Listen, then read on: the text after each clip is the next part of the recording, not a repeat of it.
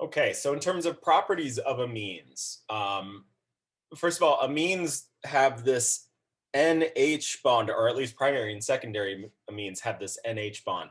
And like we saw with alcohol groups, they can form what are called hydrogen bonds, right? So the nitrogen will have a partial negative end and the hydrogen a partial positive charge.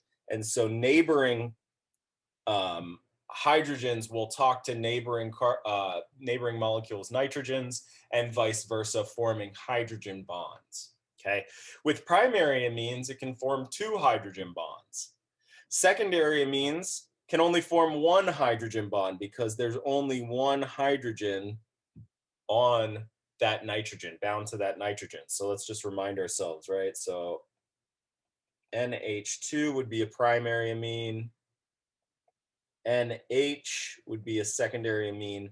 So then tertiary amines, they don't have any hydrogen bonds or any hydrogens that can be hydrogen bond donors, right? So we talked about how in these types of groups, having that partially positive hydrogen makes for these really strong intermolecular interactions, which is what leads to higher boiling points.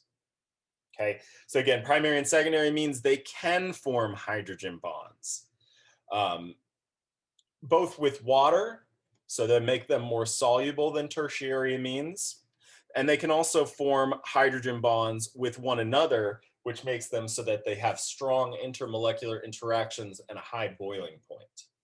Okay, tertiary amines, they can sort of accept hydrogen bonds from water, but they can't hydrogen bond with one another.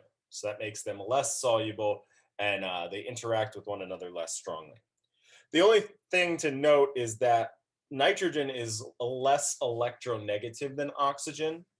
So what does that mean? Is if I compare a nitrogen hydrogen hydrogen bond to an oxygen and hydrogen bond, there's a smaller difference in the distribution of charges on the nitrogen compared to the oxygen, right? So oxygen's more electronegative, so it has a large partial negative charge, leaving the hydrogen with a large partial positive charge. For nitrogen, it's not as strong. So bottom line is it can't form hydrogen bonds that are as strong as alcohols. So what does this mean? Well, so first of all, in terms of boiling points, primary amines have higher boiling points than secondary amines, have higher boiling points than tertiary amines. I despise that this arrow is pointed this direction for decreasing, but it is what it is. Because primary amines can form two hydrogen bonds, secondary amines can only form one hydrogen bond, and tertiary amines can't. They don't have any hydrogen. Okay. So that's why that's sort of the ranking. Again, primary amines have the higher boiling point. On the other end of the spectrum, tertiary amines have lower boiling points. And in terms of solubility, because solubility in water, because that polar NH bond can form hydrogen bonds with water, amines are soluble in water. Amines with 1 to 6 carbon atoms are soluble in water. And this includes tertiary amines because, again, they can accept those hydrogen bonds from water. They just can't donate them. As you get beyond 6 carbons, these amines are no longer soluble in water because those non-polar ends are just too large. All right. So again, just to sort of image it here, you can see that primary amines, they can form all those hydrogen bonds with water, including, again, the special one being when you have the hydrogen as the donor to water's negatively charged oxygen. Those are the strongest. Decreasing when you get to tertiary amines. So yeah, only the sort of, again, 6 carbons or less. But when you're talking about a tertiary amine, because the nitrogen is bound to carbons, it doesn't take long to get to 6, right? So or let me just do the bond line structure. As soon as you get beyond 2 carbons on each side, they're no longer going to be soluble. So they're sort of smaller in that respect. Yeah, as soon as you get larger than 6 carbons, the ability to hydrogen bond or the ability to be soluble in water is that much more diminished. Yeah, because like you can sort of see here, you have these giant nonpolar ends, especially for the tertiary amine.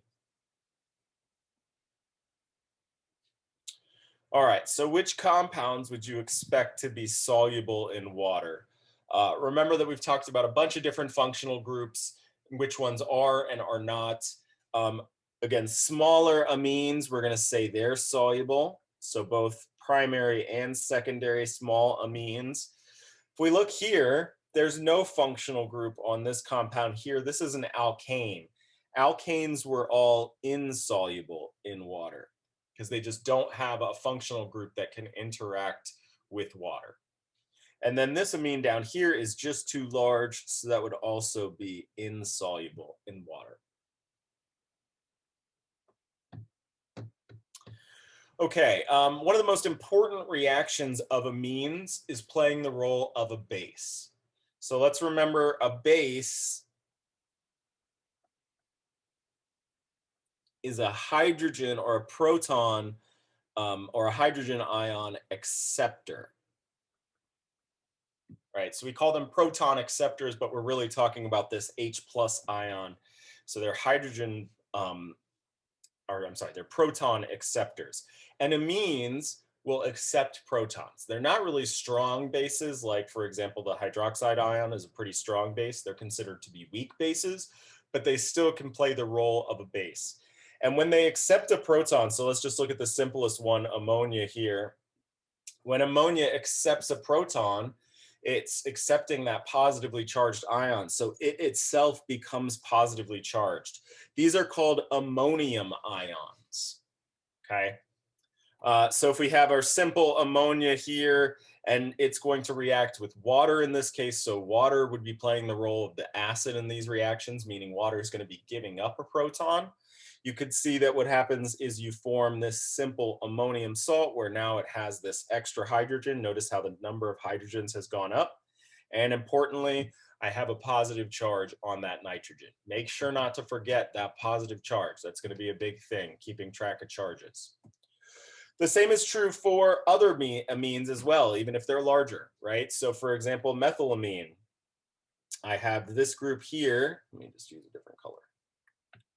This group here is going to be playing the role of a base. So it's going to be accepting a proton. Thus becoming, so not goes from being NH2 to NH3. And importantly, now I have a positive charge.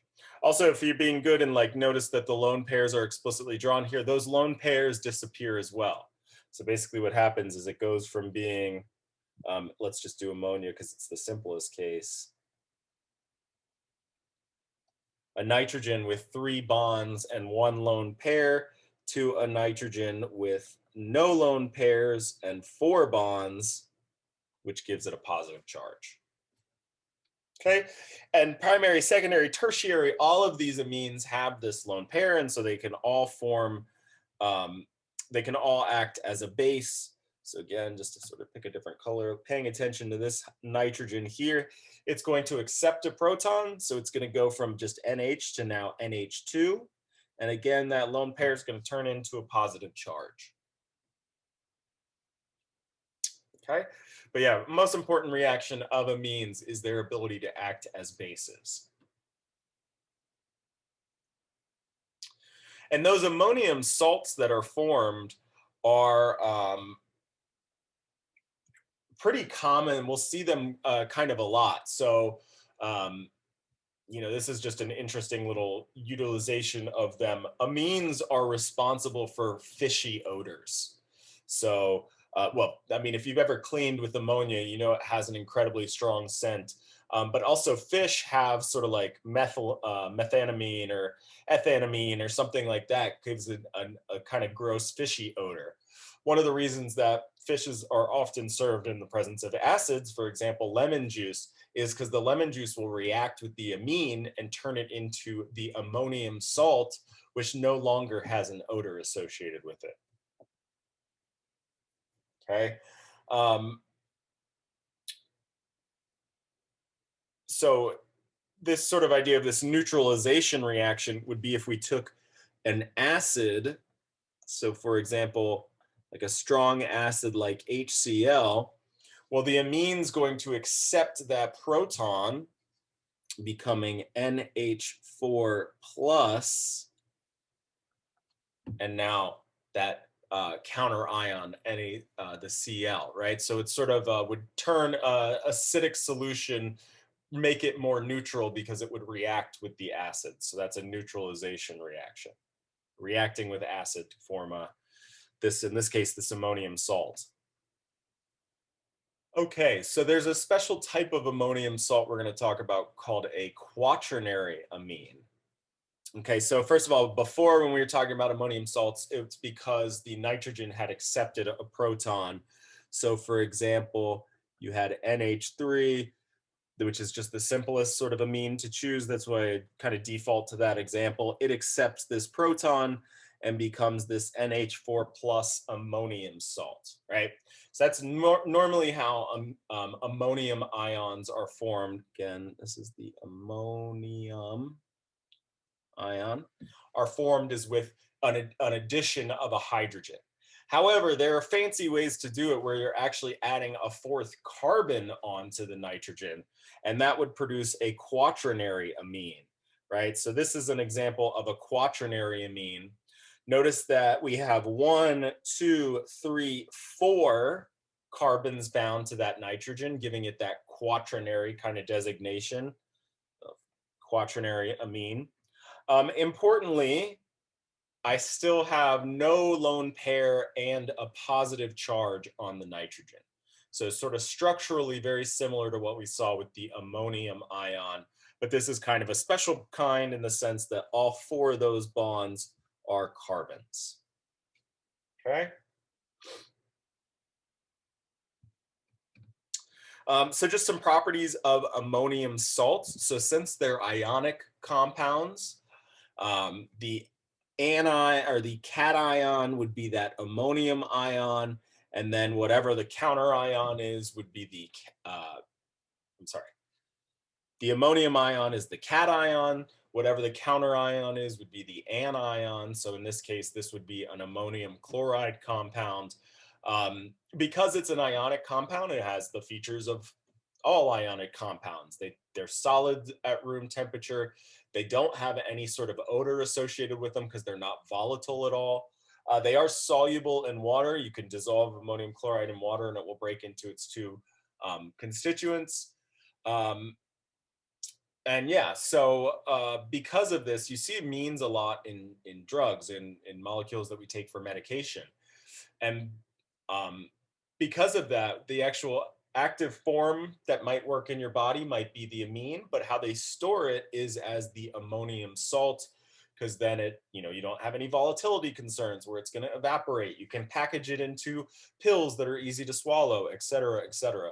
So kind of some of the more useful forms of amines are actually to handle the ammonium salt and then just take away that proton when you need to use it. Okay, so for example, just some like Sudafed and Benadryl are both contain the amine groups, but importantly, how they're packaged is as ammonium salts, right? So we have our nitrogen with the positive charge in a salt with chlorine. Yeah, so that's just sort of makes it so that it's easier to take, easier to store, all that good stuff. And then when it's interacting in your body, it'll lose that proton and just become an amine. Another, I guess, famous example would be the salt of cocaine, which is used to smuggle the drug because, again, it's just a lot easier to handle when it's in that salt form.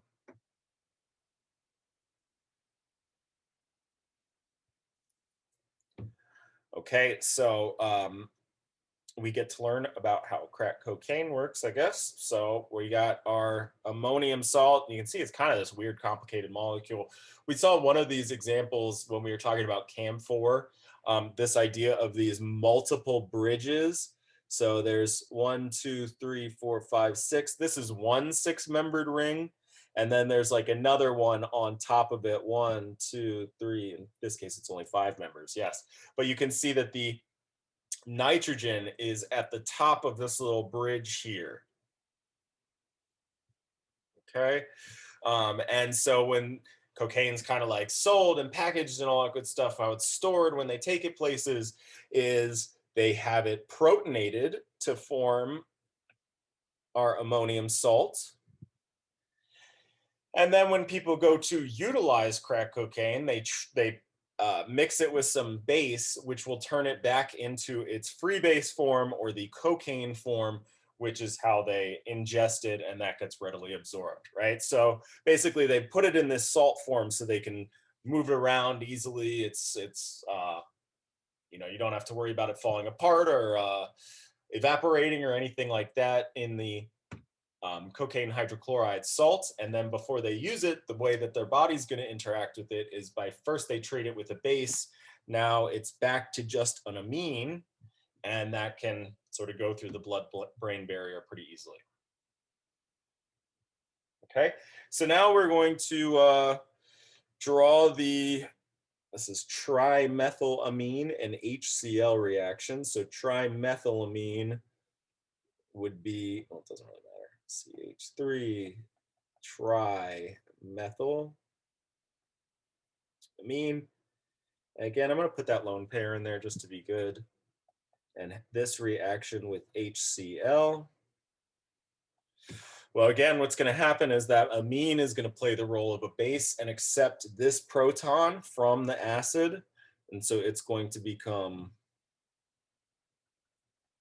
an ammonium salt that still has those 3 carbons bound. That doesn't change, but now has an additional hydrogen. And the one thing I'm going to make sure not to forget is to put that positive charge on that nitrogen as well. And then we have that chloride ion.